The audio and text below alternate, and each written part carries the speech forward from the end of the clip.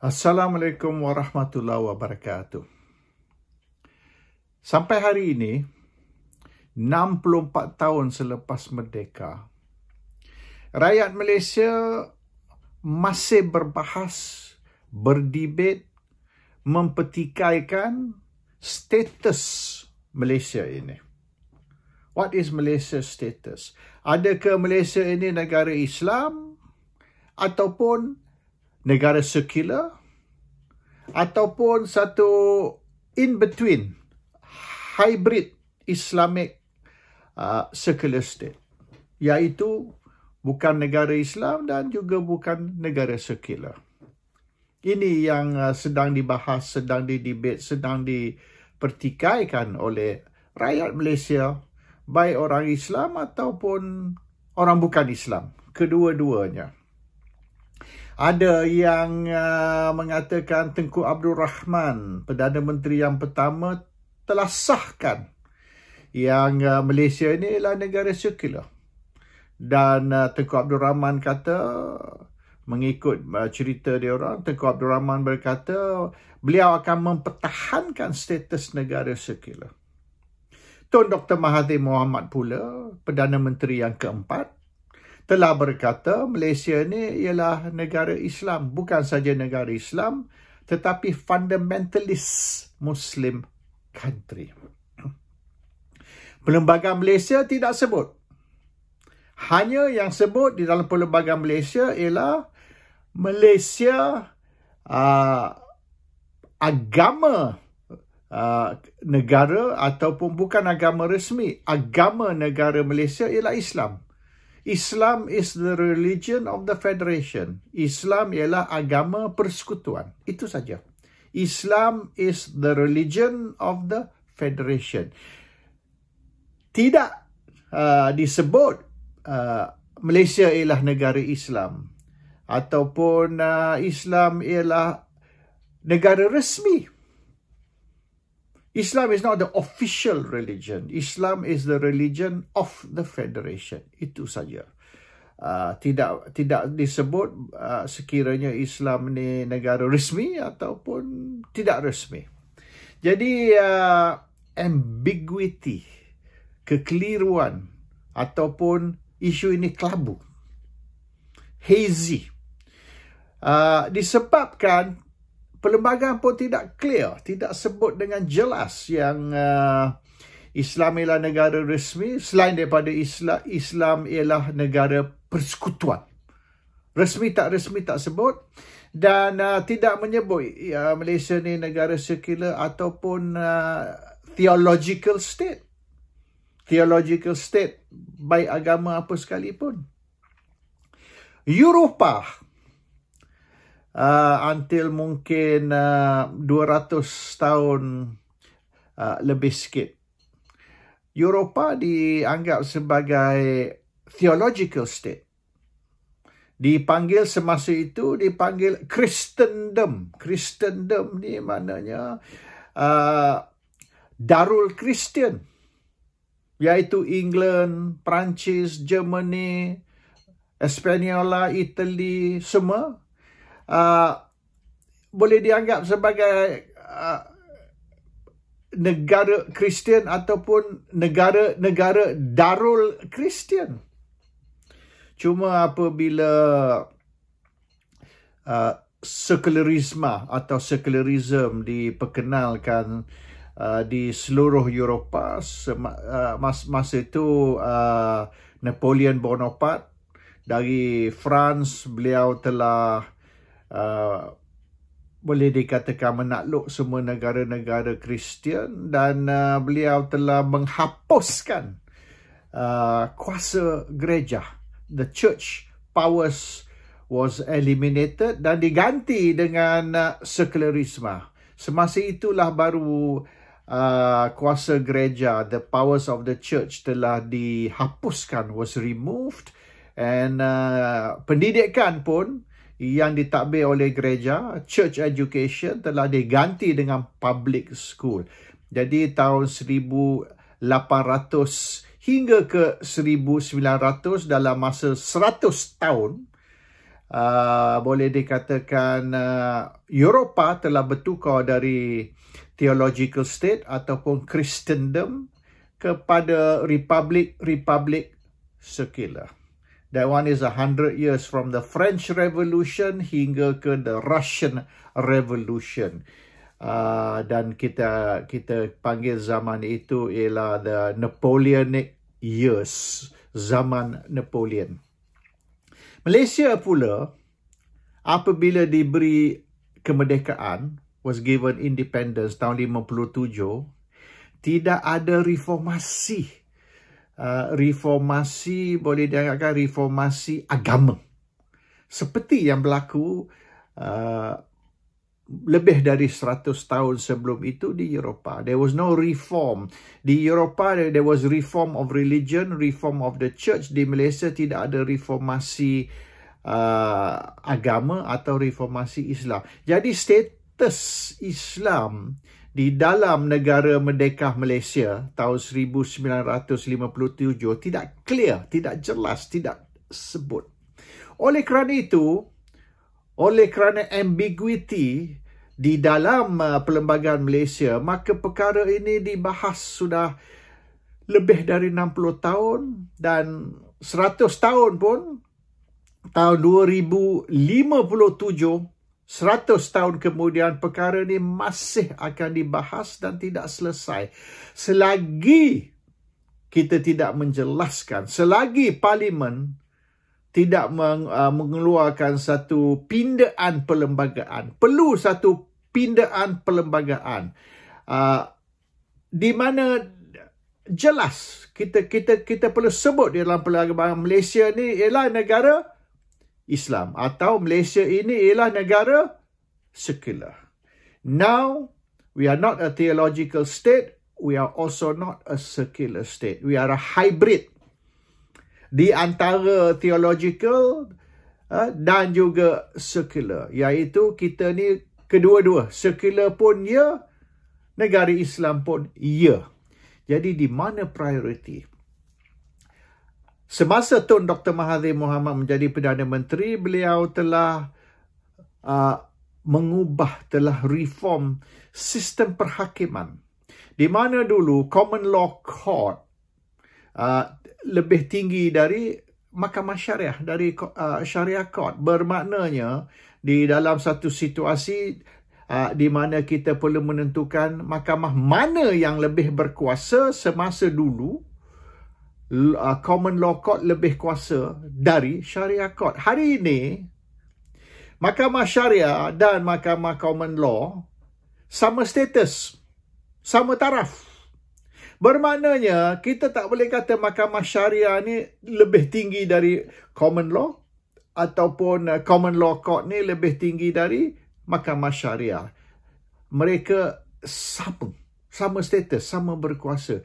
Jadi, sekiranya berlaku satu konflik pertikaian di antara undang-undang Islam dan ataupun undang-undang syariah dan undang-undang common law, yang mana yang akan diberi prioriti, di mana yang lebih tinggi, kita tak tahu. Telah berlaku kes di mana satu pasangan, seorang Islam, seorang bukan Islam, telah masuk mahkamah syariah oleh kerana isu cerai. Jadi apabila mereka pergi mahkamah syariah oleh kerana hanya seorang saja Islam, seorang lagi bukan Islam, maka mahkamah syariah tidak boleh mendengar kes tersebut. Dan mahkamah syariah kata kes ni perlu pergi ke mahkamah biasa, common law court.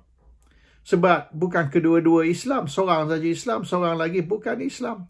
Apabila mereka pergi ke mahkamah biasa, common law court pula kata, mereka tidak boleh mendengar kes ini oleh kerana seorang dari pasangan itu ialah Islam, maka kena pergi ke mahkamah syariah. Jadi mahkamah syariah tak mau dengar kes tu, tendang ke mahkamah common law. Mahkamah common law pun tak mau mendengar kes itu oleh kerana seorang dari pasangan orang Islam. Jadi tendang balik ke mahkamah syariah. Jadi tak selesai kes ni. Oleh kerana kita tidak boleh kata mahkamah ini lebih berkuasa atau mahkamah itu lebih berkuasa. Ini masalah yang telah ditimbulkan oleh kerana tindakan Mahathir menaikkan taraf mahkamah syariah supaya sama taraf, sama berkuasa dengan mahkamah biasa. So which is the higher court? Mahkamah Islam atau mahkamah biasa, common law court? Tak tahu. Tidak jelas sampai ke hari ini. So, perlu perkara ini dijelaskan, diselesaikan dan rakyat Malaysia perlu dia bagi tahu melalui undang-undang, melalui pindaan perlembagaan bahawasanya Malaysia ini ialah negara sekular ataupun Malaysia ini ialah negara Islam. Which is it? Needs to be selesai. Oleh kerana itu, pagi ini pun saya terbaca di mana orang bukan Islam mempertikaikan status Malaysia dan mereka kata Malaysia ini negara sekular. Malaysia ini bukan negara Islam. Jadi oleh kerana Malaysia ini negara sekular, maka ini atau itu tidak boleh dibuat. Ini betul ke tak betul? Tak tahu. Oleh kerana perlembagaan pun tak jelas, undang-undang pun tak jelas. Jadi 64 tahun kemudian selepas merdeka kita masih bergaduh. Kita masih ada konflik tentang status sebenarnya Malaysia dan ada orang Islam kata Islam utama, ada orang bukan Islam dan orang Islam juga ada juga yang berkata yang Islam ni tidak utama, yang utama ialah status Malaysia sebagai negara sekular. Saya tidak ada masalah sekiranya Malaysia ni negara sekular atau Malaysia ni negara theological state iaitu negara Islam. Kedua-dua saya boleh terima sebab di England ni pun bukan negara Islam, di England ni negara sekular tetapi agama berkuasa. Misalan, banyak sekolah di England ni church funded schools, iaitu sekolah yang dibuka oleh gereja, yang dibiayai oleh gereja, funding dan sebagainya from the Church of England. Ada juga Methodist, ada juga Catholic, ada macam-macam cawangan Kristian yang adakan sekolah mereka dan kalau kita nak masuk pun mereka interview dulu. Misalnya cucu saya nak masuk satu sekolah which is considered church school, church funded school, tidak diterima. Oleh kerana mereka hanya terima ahli Church of England sahaja.